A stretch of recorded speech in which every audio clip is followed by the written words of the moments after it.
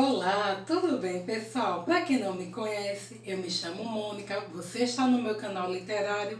O próximo livro é o melhor. Desde já eu peço, se você não é inscrito, clique no botãozinho para se inscrever, ative as notificações, assim todas as vezes que eu lançar um vídeo novo você saberá. Curta esse vídeo, comente, deixa um recadinho lá para mim. Se você gostar tanto assim desse conteúdo e quiser me ajudar no engajamento do canal, compartilhe com uma pessoa amiga através do Zap, aquela pessoa que você sabe que gosta de livro, que gosta de coisas culturais.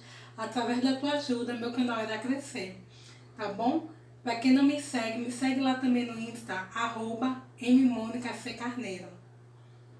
Deixando agora de lado os avisos, hoje vamos de Tibia Final. É um dos vídeos que eu mais amo fazer, porque da mesma maneira que a tibia inicial me agrada muito, quando é aquele início de mês em que a gente imagina e coloca toda uma expectativa em cima das possíveis leituras, afinal, para mim tem um sentido ainda mais amplo, maior, porque a concretização ou não dela, em geral eu consigo concretizar e ampliar um pouquinho.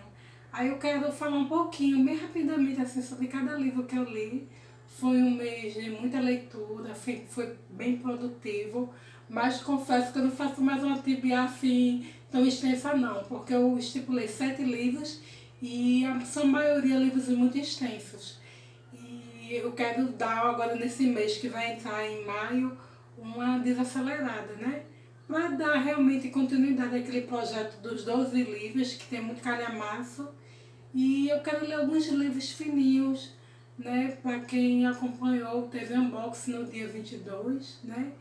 E tem outras compras que eu fiz que ainda vão chegar, então assim, eu dei prioridade nessas compras a, não é muita coisa, mas assim, livros mais fininhos, porque eu acho que é importante também a gente ler algumas coisinhas assim para aliviar a mente, a leitura, porque senão se torna uma coisa muito séria. Até porque eu gosto de uma gama muito ampla de gêneros e gosto de algumas coisas um pouco pesadonas. Aí, graças a Deus, consegui cumprir a meta, passei um pouquinho, aí a gente fica feliz, mas eu quero no próximo mês fazer uma coisa mais assim, ler muito sim, mas não quero falar muito para vocês sobre isso, para não ficar aquela pressão de que eu mesmo me imponho de estar cumprindo. Deixa eu mostrar aqui os livros.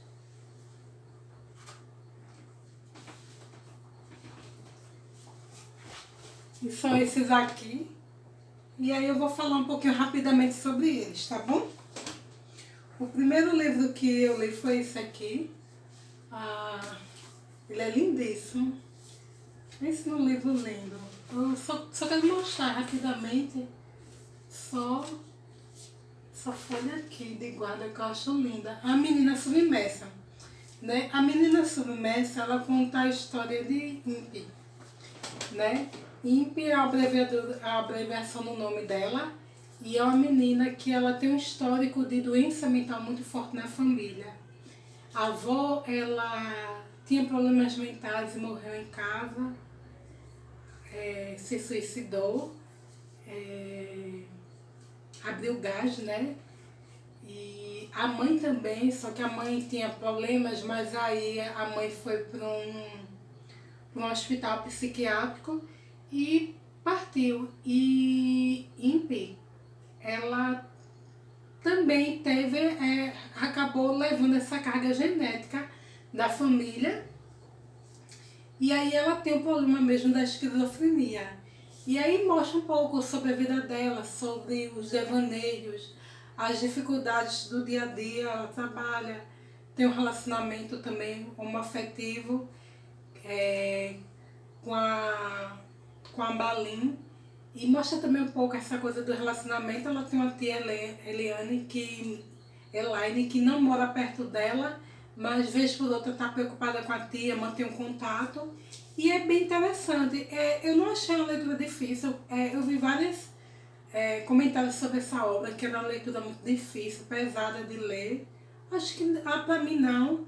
É claro que o livro ele tem uma dificuldade porque ele não tem uma sequência linear, mas não achei muito pesada, não, achei interessante. Achei que alguns aspectos até a autora só avisou mesmo a questão da esquizofrenia, porque eu acho que é mais complexa e menos simples do que o livro trata, mas também como é ficção, não tem como abordar também algo tão pesado, porque aí senão se transformaria em um livro muito técnico e pesado. Mas é uma história muito interessante, tá bom? Amei, amei, amei essa leitura. Aí o segundo livro foi esse livro aqui, Luz das Trevas, A Renovação da Mente, um livro fininho, assim, de 100 páginas. E fala sobre isso, a questão mesmo religiosa, né? De você fazer diferença diante de um contexto que não é lá muito iluminado, não é lá muito positivo. É um livro bem reflexivo, bem gostoso, uma leitura gostosa de se fazer para o cristão. Aí o terceiro livro foi esse aqui, Joyland, do King. Vocês sabem que eu sou apaixonada por ele. Ai, e um livro fininho, é uma história bem interessante. Conta a história de David. David tem uma namorada e ele é super apaixonado, mas a namorada meio que não é a namorada lá muito fiel. E ele tem a questão da faculdade, de arrumar um emprego. Ele arruma um emprego nesse parque Joyland, que é aqueles parques tradicionais, né? E mostra mesmo a questão do brinquedo, do contexto da época, né? De uma época mais retrô. E ele recebe alguns sinais, algumas mensagens de algumas pessoas. E ele conhece Mike, que é uma criança sensitiva. E é bem interessante. Ele tem meio que um relacionamento dele com a mãe de Mike. E eu achei uma história tocante. Não puxa para o terror, é um livro bem suave, bem pra mim, água com açúcar em relação ao que King e a proposta de King, mas é gostosinho. Confesso que a leitura me prendeu mais no final, né? Eu achei a história inicialmente meio melosa demais. Eu não gosto muito quando a coisa vai muito pro romance, mas super interessante e recomendo. E principalmente para quem tem curiosidade em conhecer King, mas tem medo, acha, eu tenho medo de terror, eu vou recomendar um que não é Joyland, mas que é bem interessante, a pequena caixinha de Wendy, que apesar de ter um medinho de nada, é um livro bem gostosinho, tá bom? Mas pode ser pro Joyland, agora porque eu acho que a pequena caixinha de Wendy, ele tem um pouquinho de medo, mas muito sutil, nada absurdo acontece, né? E eu acho que a gente tem que quebrar essas barreiras literárias do medo e do não gosto, não sei, e se permitir pelo menos para conhecer, tá bom?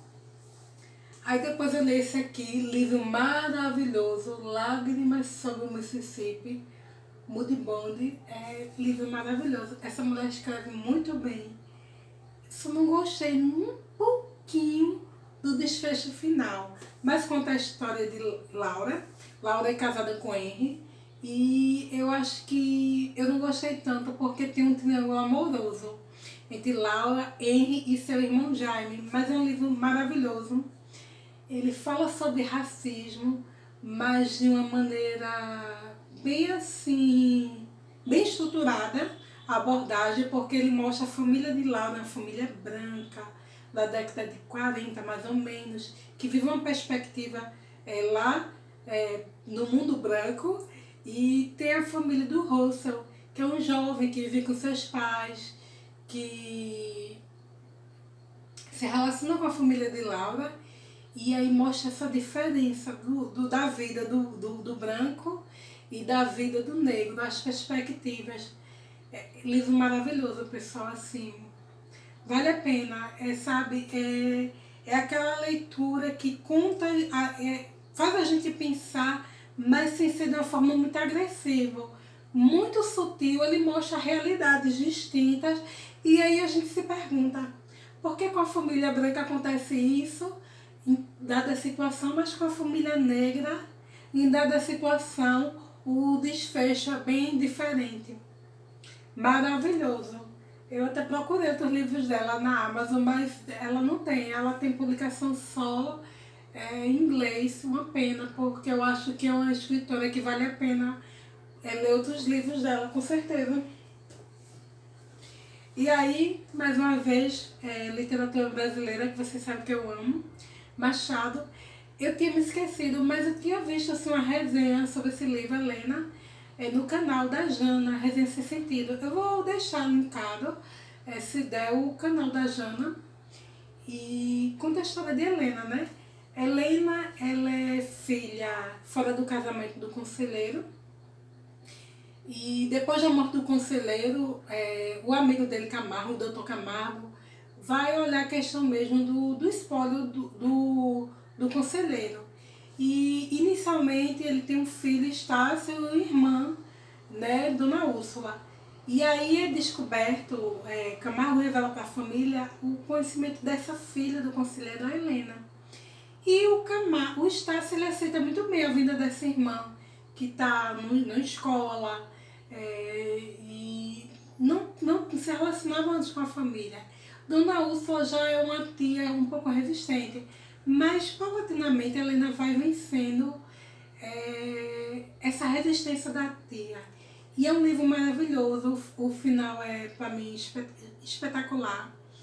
Eu não, dos livros de Machado de romance, eu tenho aquela referência do Quincas Borbas e A Mão e a Luva. E aquele romance realmente é uma água com açúcar, mas eu não conhecia realmente Helena de ler, né? De ler. Porque de falar, todo mundo já ouviu falar, acho que quase todos os livros de Machado.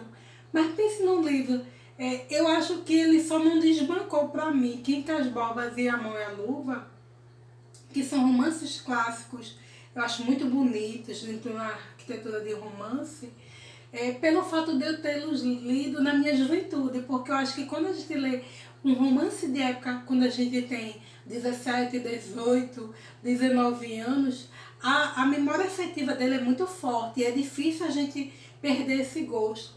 Mas eu acho que a Helena, do que eu li de Machado, daquela parte romântica, é o melhor. Pense numa história maravilhosa, linda, linda de morrer.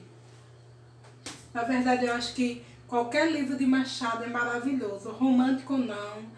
Eu acho que ele é um escritor fabuloso mesmo, tá bom? E aí eu li esse aqui, Procedimento Operação Padrão, História de Guerra, que fala sobre o Iraque, Saddam Hussein, e aqui mostra aquela questão depois do 11 de setembro, da tomada dos Estados Unidos em cima daquele país. Inicialmente com aquela solução, tentando trazer libertação para a população, né? Eu acho que vocês entendem o que eu quero dizer com isso, mas depois a revolta da população, porque aqueles militares estão lá e não traz uma grande mudança para a população da maneira geral. E inicialmente bem acolhidos, eles passam a serem muito alvejados pela população.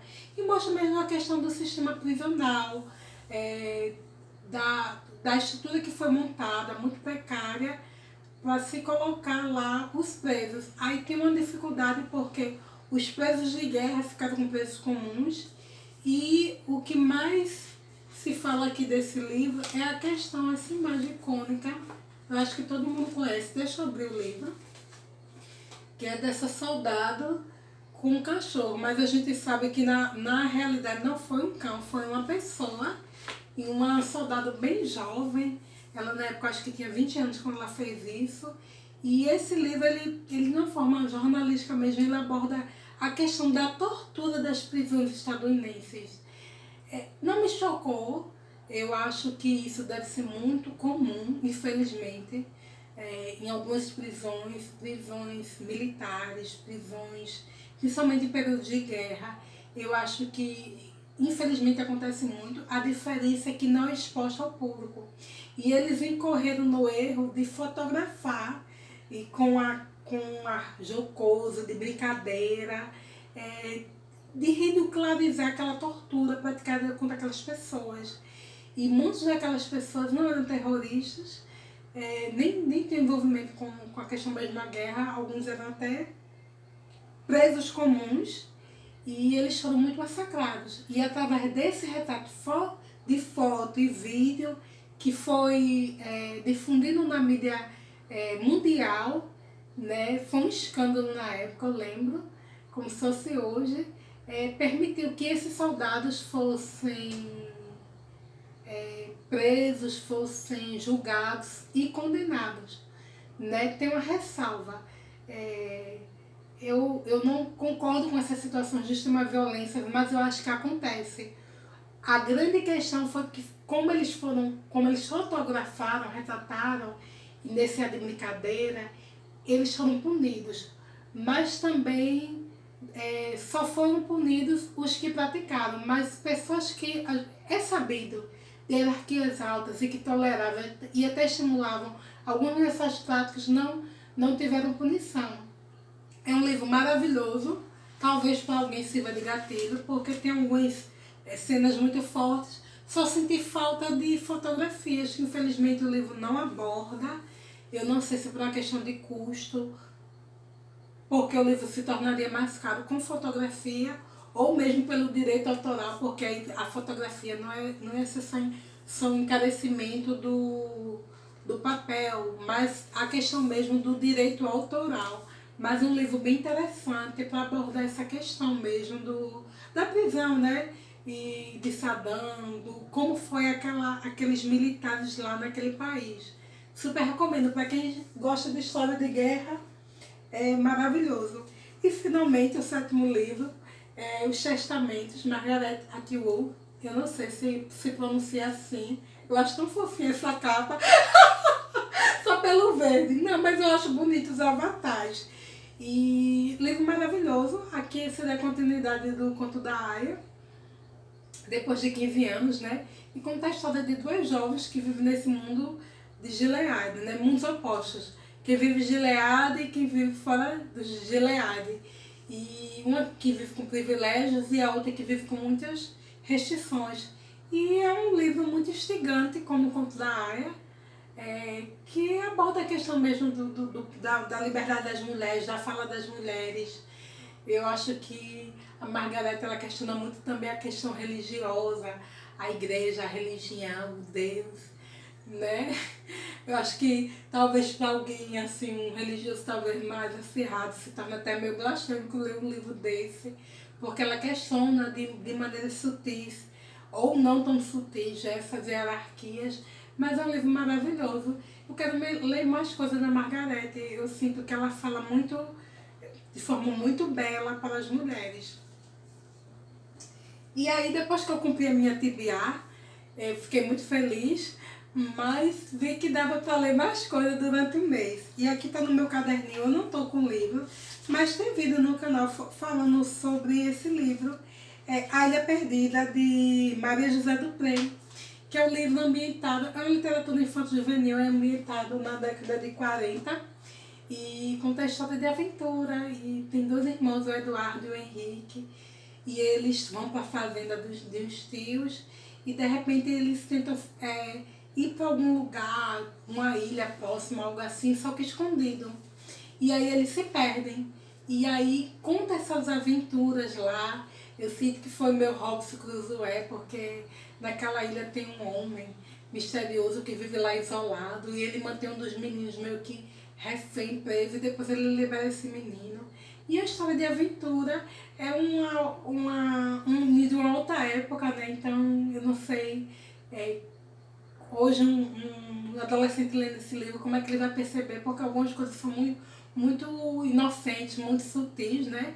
Afinal, o livro foi escrito na década de 40, mas um livro bem fofinho, da série Vagalume, super recomendo, tá bom? Aí eu li esse livro, Crônicas de uma Vida Submersa, da Cynthia Lins.